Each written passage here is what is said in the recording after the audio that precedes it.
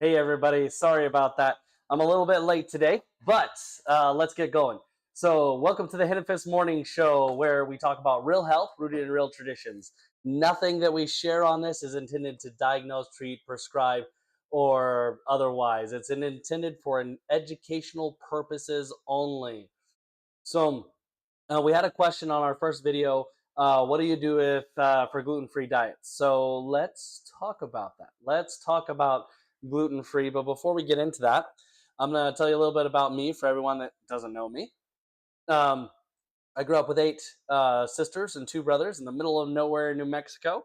My dad started working with clients in 1980, and I was born in 1989. 1989, yeah. And by the time that I was 12, I knew that this is what I wanted to do. What Dad did. I wanted to create miracles like I saw him create miracles and help to heal people. And I was homeschooled, so this has been the main course of my study for the past 20 years. I ran 5 clinics when I was in New Mexico, and eventually ended up in Utah, starting over. And from beginning of starting over, like had knowing no one, having no contacts or anything, starting to see clients within a year. I was seeing 140 clients a month without advertising, because when you get somebody better, they talk about you. So this is what I love to do. This is all I know. My dad delivered most of us at home, and all I've ever done is natural medicine. So as it goes to gluten, so to talk about gluten, we're gonna have to talk about the digestive system, the whole digestive system, and the way that it works. Because why are we having such an issue with gluten, and why do some people have an issue and some people don't? So if you remember in some of my previous things, we talk about the germ theory versus the terrain theory. Okay, and so this is a lot of what's going on in the same thing between germ theory and terrain theory. So if it's a germ theory, and if we treat other things that way, like gluten is the enemy, gluten is so terrible and it's bad and it causes all of these things, that's a germ theory mindset. Okay. When actually it's more, gluten is already naturally found in grains in different quantities and things like that. And it's actually the reason why we have so much gluten in things today is because and our ancestors realized that the more gluten that was in something, they would actually sometimes, well, today we actually add some breads actually add more gluten, because gluten is what makes the bread hold together better so it doesn't crumble. So you have cornbread that crumbles and everything like that, but then you have bread that holds together and that texture and everything like that. And for me, there's nothing better than fresh bread out of the oven. Oh, I love bread.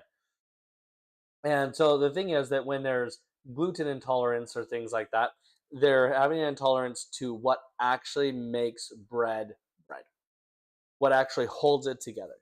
And in order to accomplish that same kind of bread, it actually takes adding a lot of different things that possibly stretch, and it still doesn't quite get the same texture.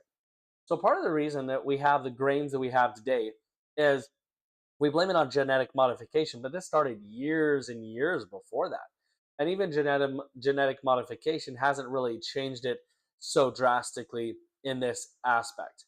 So what is more of a concern. It looks like my mic's just a little too loud. Let's try that. Okay, so what's more of a concern is the way that we process it and other things like that. But when mankind knew, and actually one of the most prized flours for making bread for centuries has been wheat. We've used other grains and things like that, but the ones that contain the most gluten have always been the more prized grains for bread, because they make a more pleasant bread, a bread that holds together, that you can make sandwiches and other things like that. So when the grains were hybridized, or like when we cultivate them and we get them to grow and other things like that, pushing towards things that made it so it actually developed gluten well was a big deal. Um, and so it's been something that's been pushed for a long time, long time. And just in the more recent centuries, there's a lot of people that are sensitive to it. But why are we all of a sudden sensitive to it? If there was as much gluten intolerance back in the day where we had to live on bread as there is now, we'd be dead. So there's as a species, we'd be dead because we've lived on it largely for a long time. Now, a lot of people will argue, oh, it's because the grains were ancient grains. It's because the we used different grains. We didn't use wheat. We used something more like spelt, and there's all of these different arguments, and we'll kind of get into that aspect a little bit. But it's not just that. And I was reading this book that was written over 200 years ago, and he was talking about bread and how everybody would make bread like once a week, and their ancestors living on the plains would. And she was talking about the way that it was done. And she was saying that it was only recent that they had to start adding sweetener to bread because the yeast needed that extra sweetener when they used to not need to do that because when the flour was ground fresh, you didn't have to add any sweetener to it because the grain was sweet enough in and of itself for the yeast to interact well. And that was, she's in a generation that we already had the brewer's yeast and the things like that. But you step several generations back, and the bread making process was a lot longer than what it is today. The bread making process used to have to take 8 to 12 hours at least, and more like sourdough, but it wasn't always just a sourdough type bread. And so, there's traditions that have started to slide, today we don't even have those traditions. But what I was talking about in that book, she talks about how much bread, like a bread recipe for the average family of four, and it ends up working out to a pound of bread per person per day. A pound. Our ancestors, at least in America, according to this book, ate a lot of bread, and like a pound per person. And on average, we were a lot thinner back then. Now, was the grain completely different? Maybe to some degree, but there's some aspects of the way that the grain is different. Now, when the reason I'm going this direction with it, just to let you know, is gluten intolerance. There are times, and I'll talk towards the end what you can do that if you have a true gluten intolerance and you really can't eat the grain, even if you do the right processes with the grain, then there's some things you can do to start to heal your gut and get it operating and get it functioning. Now, I'm not talking about like diseases that are actually diagnosed diseases that have to do with gluten. I'm just talking about those gluten intolerances. So the everything has changed in more in the way that we process the grains than anything else. So these traditions we used to and actually a lot of our traditions today came from years and years ago, what we were trying to do. So bread has a long history from way back. The bread that was the most prized bread would be white bread, and our ancestors, it was always stone ground flour. And when it's stone ground, everything just gets crushed together, and then you have to sift it. And even if you sift it and get it to the point that it looks really white, it still is going to have bran particles. It's still going to have the germ in it largely. It's still going to have a lot of those different things in it that are actually beneficial. And then they didn't just throw that stuff away. They actually would use it in porridge or other things like that. Now, the kings and the royalty, they would perhaps give it to somebody else, and they had the worst health out of everybody. uh, but the peasants' loaves and other things like that were more of the fibers and things that didn't end up in the other ones. So it's been generations back that we tried to make white bread and make it more of an enjoyable bread. Now, there's some great ways to make wheat bread that it has a wonderful texture. But it's been something that's sought for to make it as like that pastry style thing. And because of that, we moved through different ways to process it. So we used to stone grind it and got tried like cracking the grain. And then there's so many different methods that people went through to try to get as pure white flour as possible for the sake of making bread and for what people want, not necessarily for health. Okay, so this was a process of texture and taste, not a process of health. On what can we do to actually make the whole thing more pleasant and enjoyable? And let's use this.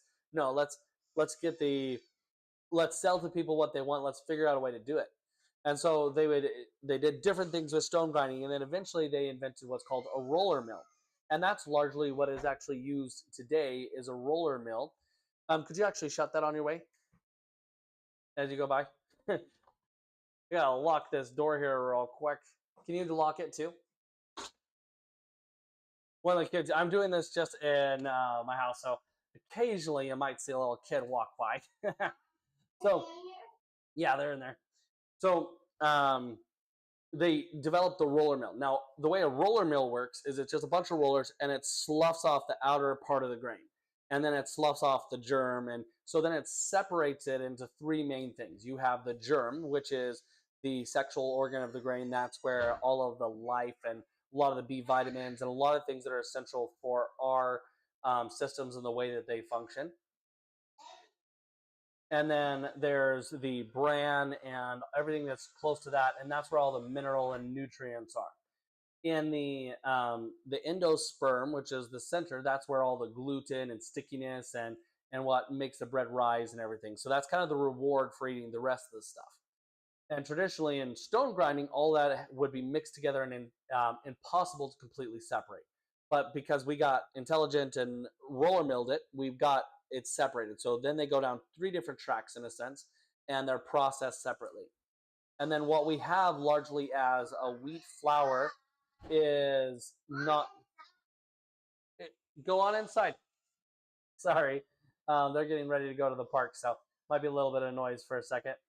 Uh, so largely, they're processed separately. You have the germ being processed, and the grain being the endosperm being processed, and the bran being processed, and then whole grain flour. When it says whole grain, that means that it's been roller milled, separated, processed separately, sometimes even been bleached, and then they recombine them in what should be the proper ratios. They've all been ground separately, and then they recombine them into what is whole grain flour. It's not even whole grain.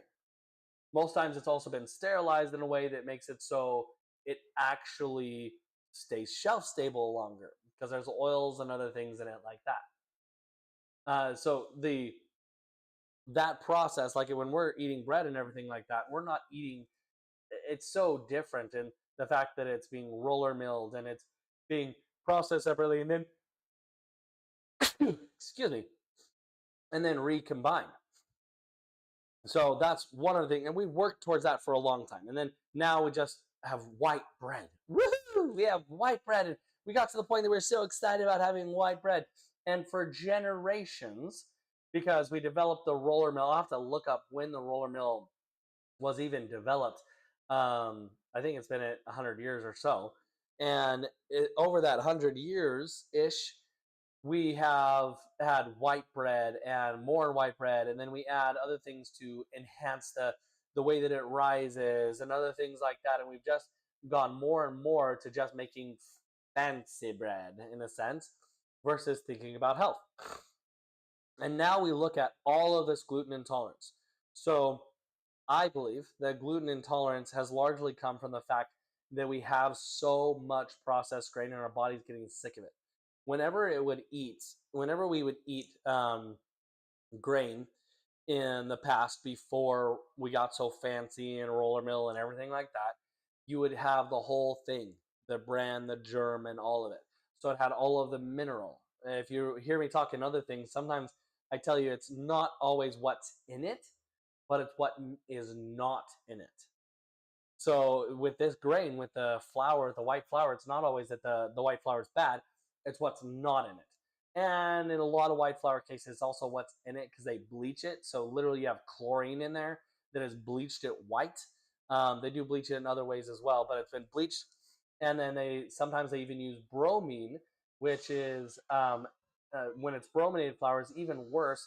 It's a even worse than chlorine, what it does, it actually prevents cells from leaving your body. So there's all of these processed things that are happening. There's our grain that we use. Most people that eat bread have not had bread. Even if they've eaten whole wheat bread, they have actually not had bread that is actually whole wheat. Stone ground, fresh, and other things like that. Very few people have had real bread.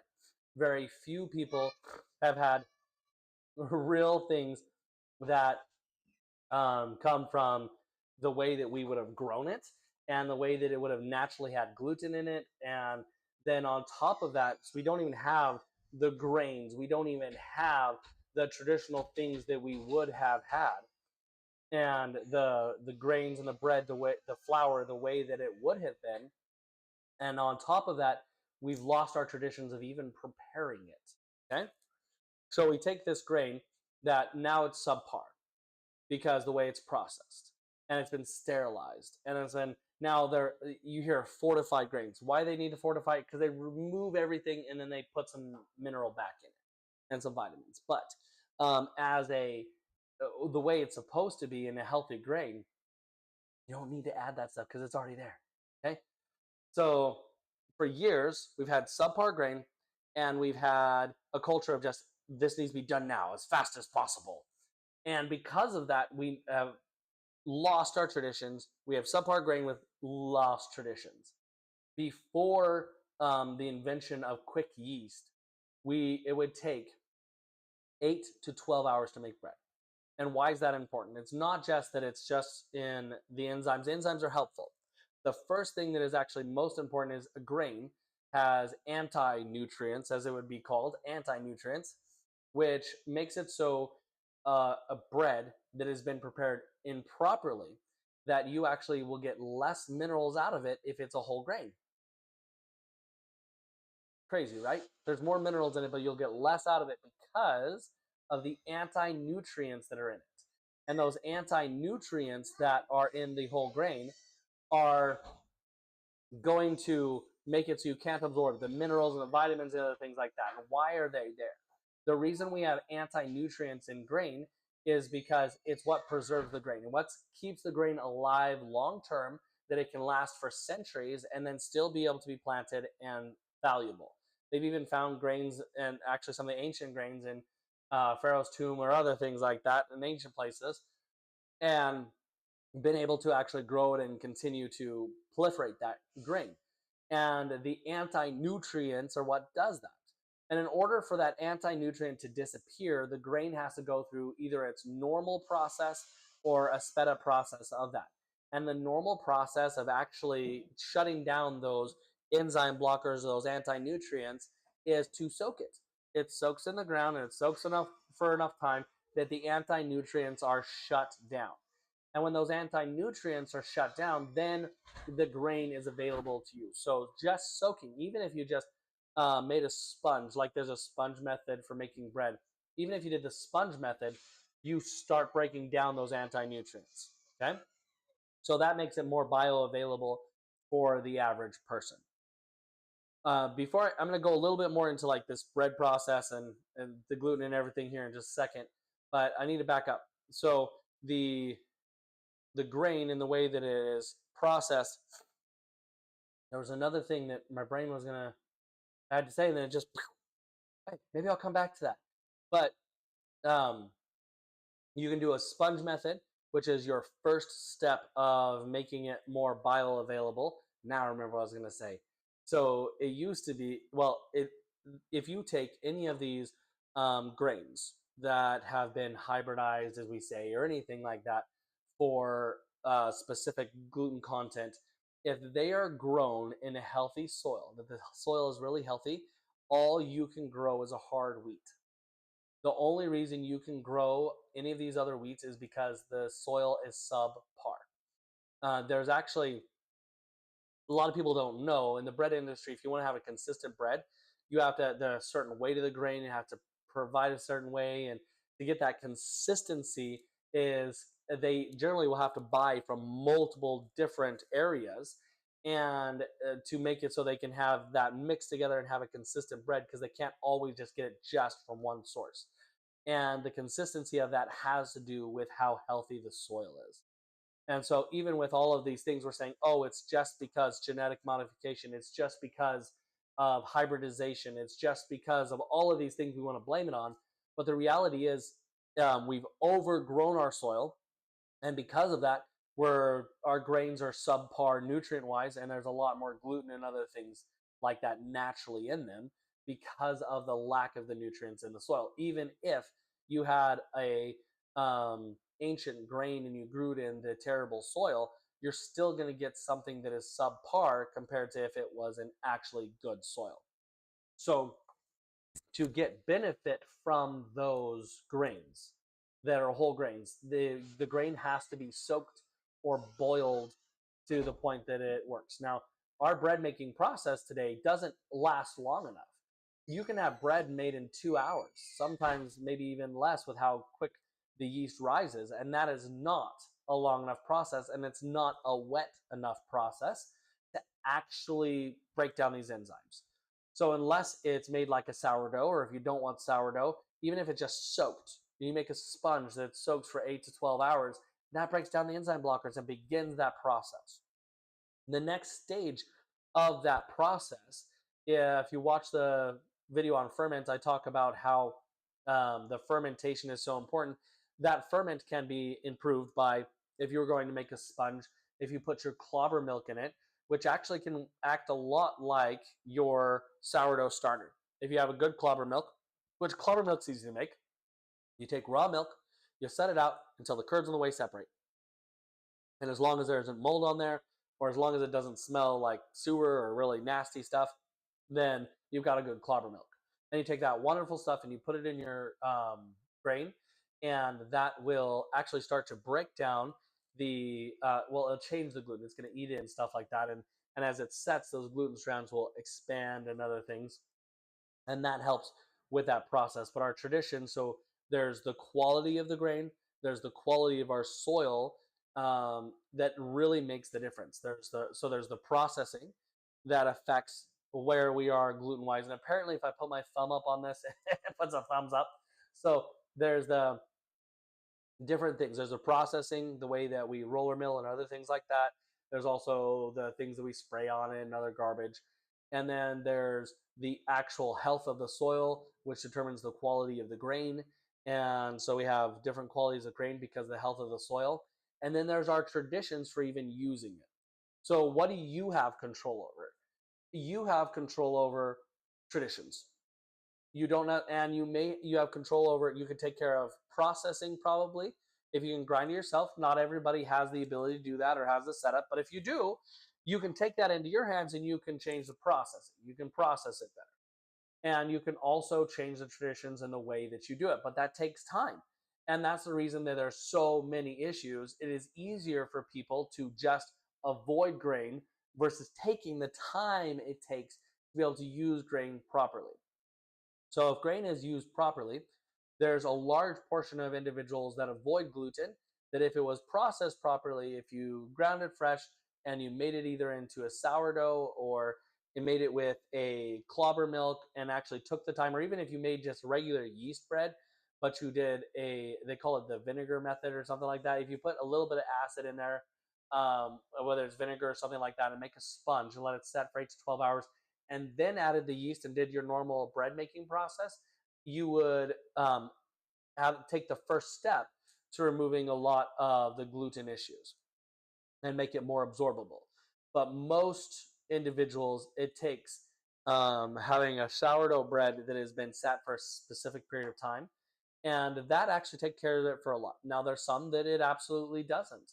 There are some where they are a lot more sensitive to these sorts of things because maybe it's happened for years or whatever, their digestive tract is compromised in other ways.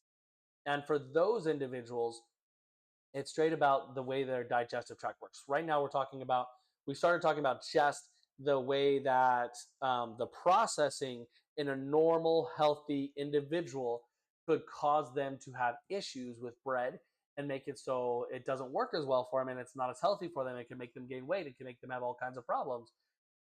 and showing that there's a processing issue that even an optimum gut could struggle to some degree with these sorts of things.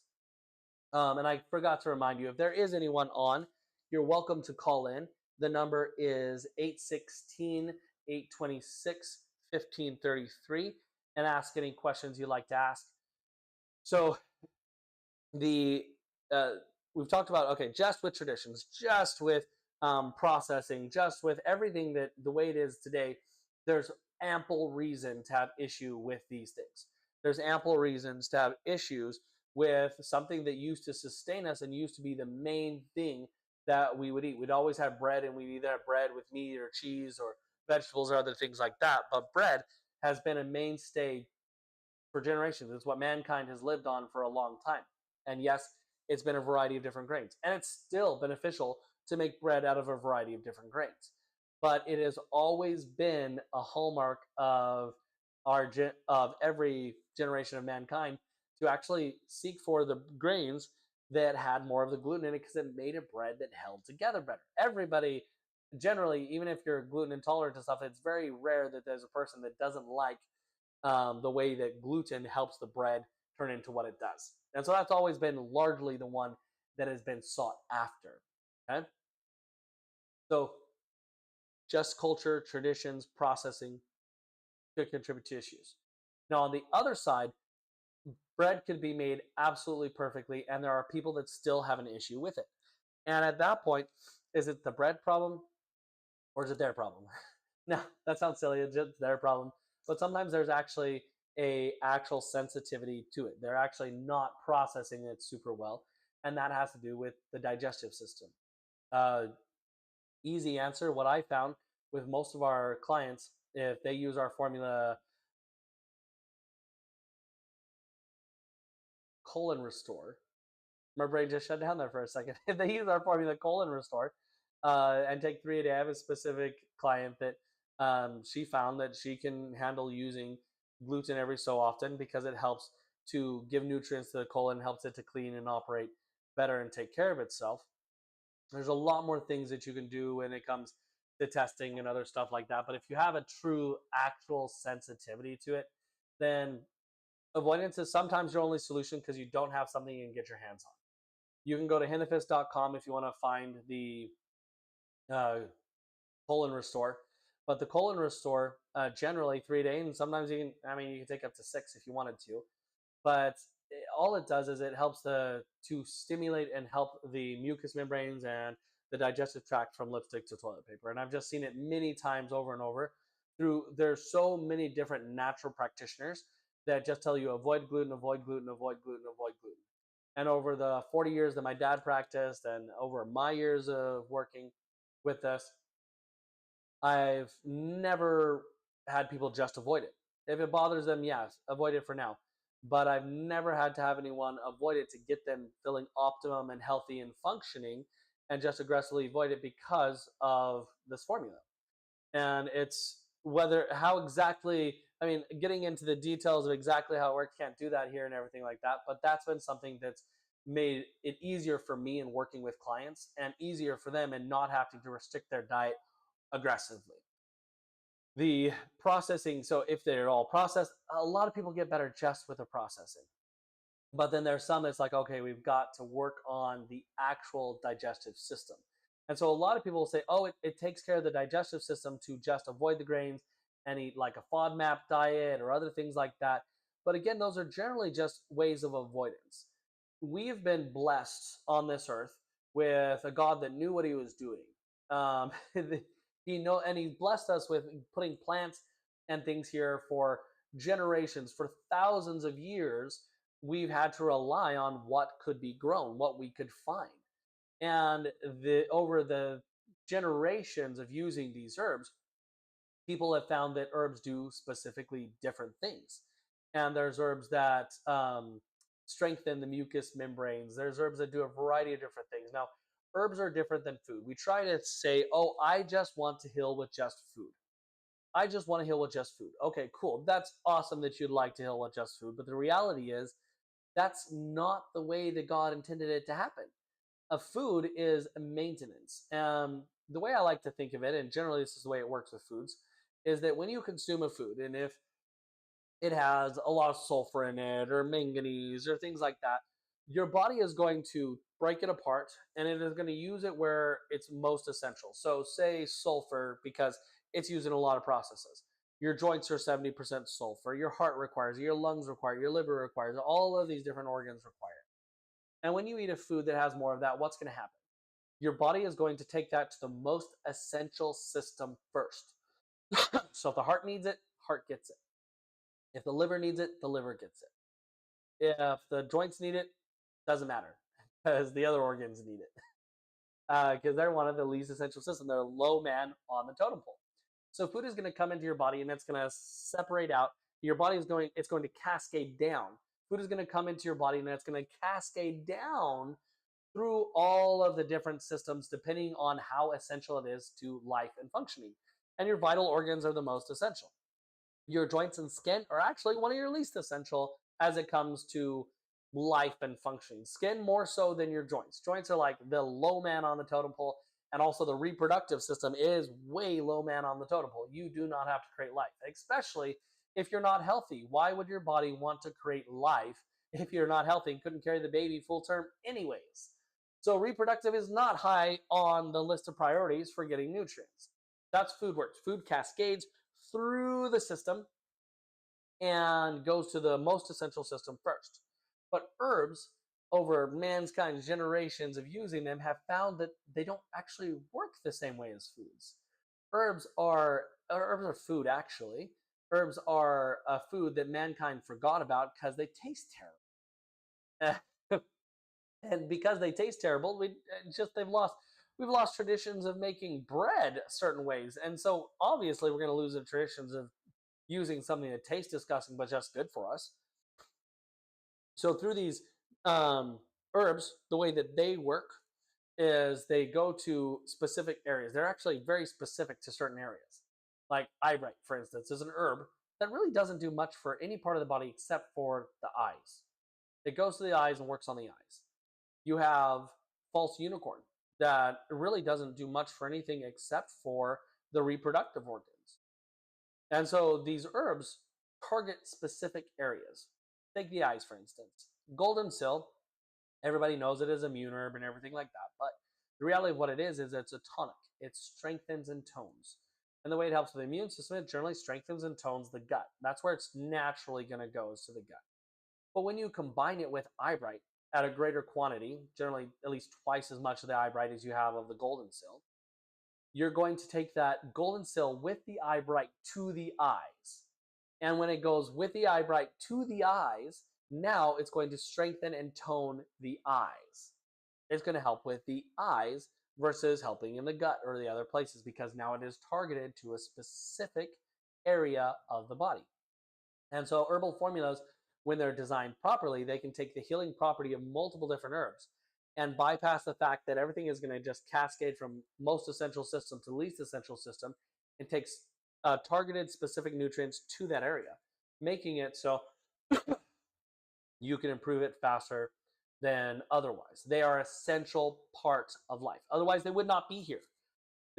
Why would we have these herbs that do all of these different things if God did not intend them to help with us? So you have foods that cascade through your body. So you have foods that cascade through your body and go from most essential system to least essential system, from your heart to the least essential system of your bones or your joints. And then you have herbs that go and they're targeted specifically. So if their herbs are specifically for the joints, they just go to the joints and work on the joints. They don't do anything for anything else. Or if they're targeted to the eyes, they go to the eyes. If they're targeted to the reproductive organs, they go to the reproductive organs. So there's targeted nutrients, which herbs do, and then there's general nutrients, which food does. They're both essential. You cannot win. Herbs cannot win against food, and food can generally not win against herbs because they have different important functions. So when someone tells me, oh, I just want to heal with just food, I'm sorry. There's, okay, maybe yes.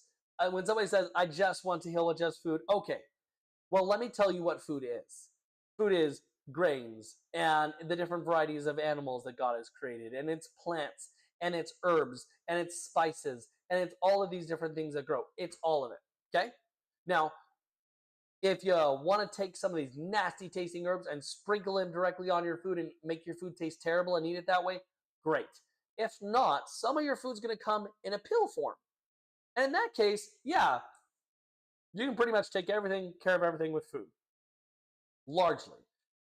We've become so mineral deprived and other things that these days that's not always the case. And especially on this subject of gluten intolerance, when we're talking about gluten intolerance generally, the solution is avoidance because it makes you feel yucky to use it. And without the help of good herbs, I don't see it happening. It doesn't happen. You don't get all of a sudden not gluten intolerant by avoiding it and avoiding the herbs that could actually work for it. And the herbs that we've seen that make the biggest difference in the way that the gut operates are formulated together properly in the formula colon restore. So, um, without going into massive detail of what to do, and actually, the reality is, and I don't even have to go into a lot of detail. The reality is that when it comes to gluten intolerance, it's about healing the gut. There's an herbal formula to do it, but then there's tracking your pH and a few other things that making sure these are in the right ranges. Because you can, if your pH is out of whack, you could have these problems merely because your pH is out of whack. And unless you manage your pH, you'll forever have to take herbs that manage it, or you'll forever have to avoid foods that manage it. Now, there are times when everything is right, when the pHs are in the right range, you're using the right herbs and everything like that, and you still can't handle gluten. And if that's the case, there's sometimes when it's just a genetic thing that it's just the way your body's going to operate. And if that's the case, that's the case. And there's nothing I can do about it. Nothing you can do about it. But that's not as common. It is not nearly as common as everybody avoiding gluten these days. And I believe that people should, well, it depends. Every individual is different and has their level of what to do. The easiest thing to do is to avoid gluten. And if you want bread, to find some gluten-free form of bread and to go down that route. That's the easiest thing to do. It is not easy to walk through the route of changing your traditions of making bread. It is not necessarily easy to do all these things. That's why mankind has forgot about them, because we're into something that is just easy. It's easy and quick. I don't have to worry about it. I'm going to do my busy lifestyle and just avoid these things. And so we continue to degrade over generation after generation, and we degrade throughout our own life. And that's why these gluten intolerance sometimes even pick up later in life versus even the beginning. And we just continue to have more and more of these types of issues because we're a culture of let's just do it quickly. Let's just get it done quick.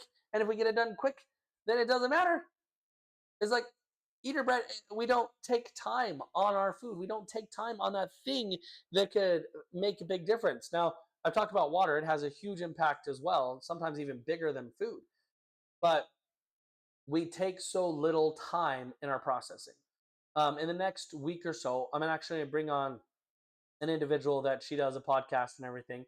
And well, not a podcast, I guess. She has a YouTube channel, and she does a lot of things that makes her own bread and a lot of stuff. So we're going to talk about some of those things and how she actually does it. She has uh, four, four or five, four kids.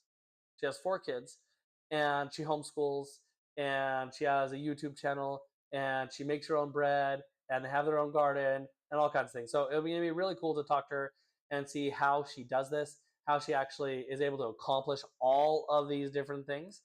And we'll talk about the benefits of just like starting to develop some of those traditions. She's super busy, just as busy as all of you out there probably, and she's doing it. So how is she doing it? Because we need to figure out a way in our busy life schedules. If we actually want to be healthy and not have to be reliant on just avoidance, then we're going to have to step up our games and figure out the traditions and the other things that we can change to actually get things that work within what we do. Some people, their lifestyle is only going to allow them that they could use some herbs, and if those herbs take off the edge, that they can eat gluten now and then, they're happy. Others are just completely happy just avoiding gluten. Others want to actually go through the process and are willing to track their pHs, are willing to do all of that work that it takes to get to the point that the foods don't bother them. So it just depends on who you are, where you're at, and your lifestyle, the way you think, and what you have the capacity to do within your lifestyle to actually do these things.